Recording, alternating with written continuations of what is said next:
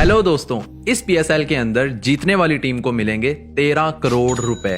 जी हाँ, 13 करोड़ रुपए। अगर एक आम आदमी के पर्सपेक्टिव से देखा जाए तो ये बहुत ज्यादा लगते हैं, लेकिन अगर एक पीएसएल टीम के पर्सपेक्टिव से देखा जाए तो इनकी कुछ खास अहमियत नहीं है, क्योंकि पीएसएल के अंदर ऐसी टीमें मौजूद हैं जिनकी अपनी वैल्यू 600 करोड़ से 2000 करोड़ तक है।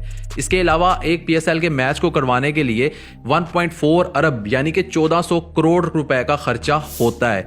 इससे यह चीज तो साफ तौर पे जाहिर होती है कि जो पीएसएल टीवी स्क्रीन पे आपको दिखाया जाता है, इसके पीछे की सच्चाई बहुत ज्यादा मुख्तलिफ है। अगर पीएसएल को देखें तो सामने सामने हमें सिर्फ एक आइसबर्ग की टिप नजर आती है, इसके पीछे की गेम्स बिल्कुल गहराई में मौजूद होती हैं। इसीलिए आज की इस वीडियो के अंदर पीएसएल के पूरे बिजनेस मॉडल को समझने की कोशिश करेंगे।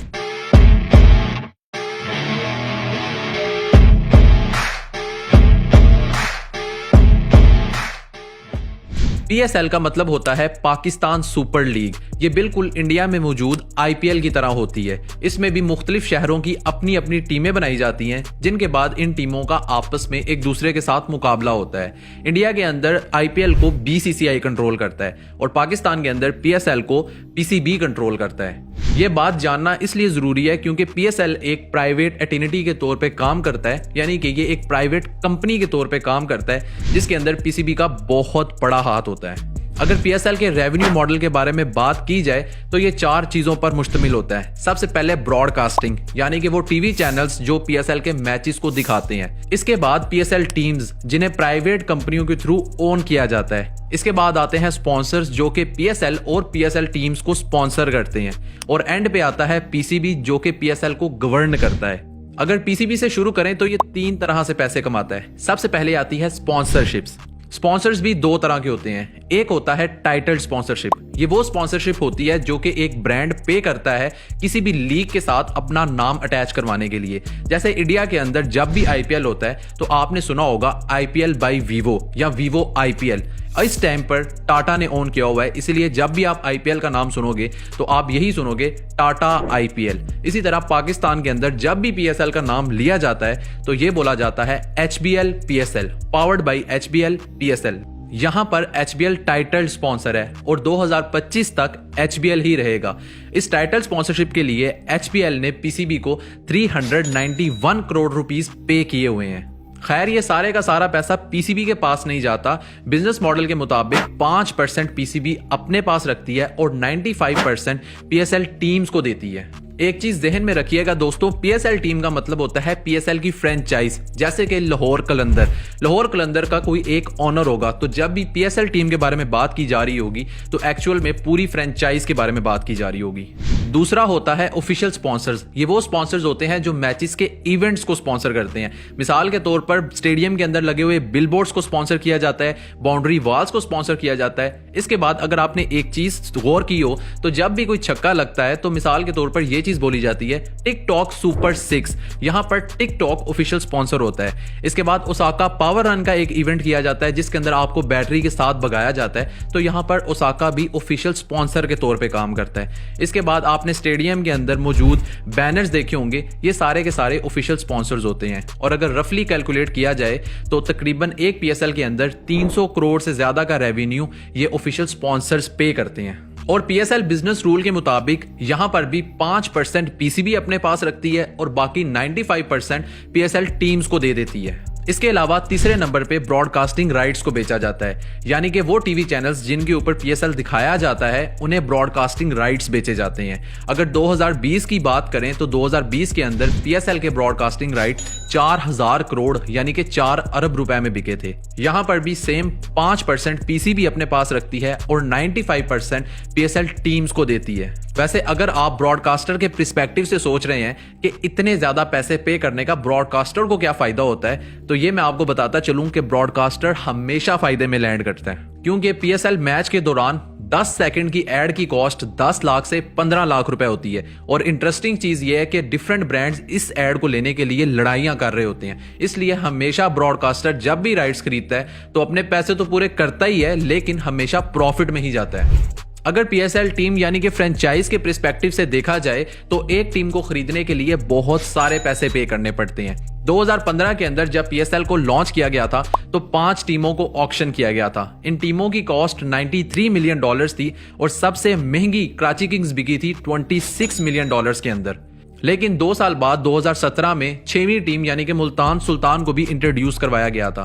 क्योंकि पीएसएल बहुत ज्यादा इस्टेब्लिश हो चुका था, इसीलिए मुल्तान सुल्तान सबसे ज्यादा महंगी बिकी थी $45 मिलियन के अंदर। और ये सारे का सारा पैसा सीधा पीसीबी के पास जाता है, इसका कोई भी प्रॉफिट किसी के साथ शेयर नहीं किया जाता। लेकिन बैक टू द टॉपिक के एक पीएसएल टीम को खरीदने के लिए इतने सारे पैसे पे करने पड़ते हैं।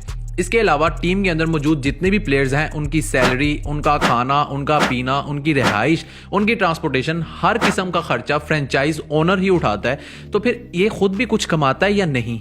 तो यहां पर शुरू होता है एक्चुअल बिजनेस, क्योंकि पीएसएल टीम 95% पहले ही पीसीबी से प्रॉफिट लेती है। इसके बाद इनका भी ज्यादातर रेवेन्यू स्पॉन्सर्स से ही जनरेट होता है। जैसे कि आपने हर टीम की शर्ट के ऊपर 8 से 10 लोगोज देखे होंगे। ये जो ब्रांड के लोगोज होते हैं ये वैसे ही नहीं आ जाते, इन्हें टीम स्पॉन्सर्स कहा जाता है। जितने बड़े ब्रांड के लोगो जर्सी पर स्पॉन्सर करते हैं उतना ही ज्यादा प्रॉफिट मिलता है। इसके अलावा जितनी टिकट्स बेची जाती हैं उनका भी 95% प्रॉफिट पीएसएल टीम्स को ही दिया जाता है। और 2020 के मुताबिक 36 करोड़ रुपए की पीएसएल की टिकट्स बेची गई थी। आने वाले टाइम में ये बढ़ती ही जाएंगी, कम नहीं होंगी। पीएसएल टीम के ओनर्स मर्चेंडाइजिंग से भी बहुत सारा पैसा कमाते हैं। जो शर्टें आप लोग बाजार में जाके अपनी फेवरेट टीम की खरीदते हैं उसका भी प्रॉफिट इन्हीं टीम के ओनर को जाता है। इसके अलावा प्राइस पूल लास्ट पे आता है, क्योंकि प्राइस पूल का 50% टीम ओनर्स के पास जाता है और बाकी 50% प्लेयर्स में इक्वली डिस्ट्रीब्यूट कर दिया जाता है। यहाँ पर प्लेयर्स की बात हो ही रही है तो प्लेयर्स सबसे पहले तो अपनी सैलरी से पैसे कमाते हैं। इसके बाद प्राइस पूल भी प्लेयर्स को खेलने के लिए बहुत ज्यादा मोटिवेट करता है। और इसके बाद आती है बात ऑक्शन की, क्योंकि पीएसएल के अंदर तमाम प्लेयर्स ड्राफ्ट में मौजूद होते हैं। ड्राफ्ट के अंदर 5 कैटेगरीज होती हैं: प्लेटिनम, डायमंड, गोल्ड, सिल्वर और इमर्जिंग। प्लेटिनम कैटेगरी सबसे टॉप पे होती है, जिसके अंदर सबसे अच्छे प्लेयर्स आते हैं, जैसे कि बाबर आजम, शहीन शाह अफरीदी और मोहम्मद रिजवान। प्लेटिनम कैटेगरी की प्राइस बाकी सारी कैटेगरी से सबसे ज्यादा होती है। तकरीबन $2,20,000 तक प्लेटिनम कैटेगरी के प्लेयर को खरीदा जाता है। इसके बाद आती है डायमंड कैटेगरी, जिसके अंदर प्लेयर्स को तकरीबन $1.5 लाख तक खरीदा जाता है। और इसी तरह गोल्ड, सिल्वर और इमर्जिंग में प्राइस कम होती जाती है। जितना अच्छा और जितना फेमस प्लेयर होता है वो उसी लिहाज से उसी कैटेगरी में लाए करता है। लेकिन ऐसा नहीं है कि एक ही कैटेगरी से सारे प्लेयर्स चूज किए जा सकें। $1.2 मिलियन का ड्राफ्ट होता है और हर टीम ने हर कैटेगरी में से इक्वली प्लेयर चूज करने होते हैं। इसीलिए जो प्लेयर जितना ज्यादा अच्छा खेलेगा कैटेगरी के लिहाज से उतना ही ज्यादा ऊपर जाता जाएगा और उसे उतने ही ज्यादा पैसे मिलेंगे। यहाँ सारी ही बातें 200 करोड़, 300 करोड़, 4000 करोड़ तक की जा रही हैं। तो फिर कोई भी टीम ये टीम का टूर्नामेंट जीतना क्यों चाहती है? कोई भी टीम को पीएसएल जीतने में क्या दिलचस्पी है? अगर एक पीएसएल टीम के पर्सपेक्टिव से देखा जाए तो कोई भी टीम जीतने के लिए इसलिए मोटिवेट नहीं होती कि उसे 13 करोड़ रुपए मिलेंगे, बल्कि वो इसलिए मोटिवेट होती है कि अगर उनकी टीम जीतेगी तो उनकी ब्रांड वैल्यू ज्यादा बनेगी। ज्यादा ब्रांड वैल्यू इस लिहाज से बनेगी क्योंकि जब भी कोई टीम जीतती है तो लोग उसे ज्यादा पसंद करते हैं, उसके ज्यादा मैचेस देखते हैं। ज्यादा मैचेस देखने का मतलब है ज्यादा व्यूअरशिप, और ज्यादा व्यूअरशिप का मतलब है ज्यादा स्पॉन्सर्स, और ज्यादा स्पॉन्सर्स का मतलब है और भी ज्यादा पैसे। इसलिए तमाम पीएसएल टीम्स सिर्फ प्राइस पूल जीतने के लिए नहीं आती, बल्कि वो अपनी ब्रांड वैल्यू बनाने के लिए आती हैं। क्योंकि फ्रेंचाइज के ओनर्स अच्छी तरह जानते हैं कि प्राइस पूल से ज्यादा अहमियत इनकी ब्रांड वैल्यू की है। अगर आपको पीएसएल का ये सारा बिजनेस मॉडल समझ में आया है तो इस चैनल को लाजमी से सब्सक्राइब कर लीजिएगा, क्योंकि यहां पर मैं और भी बिजनेस मॉडल्स को एक्सपोज करने की कोशिश करूंगा।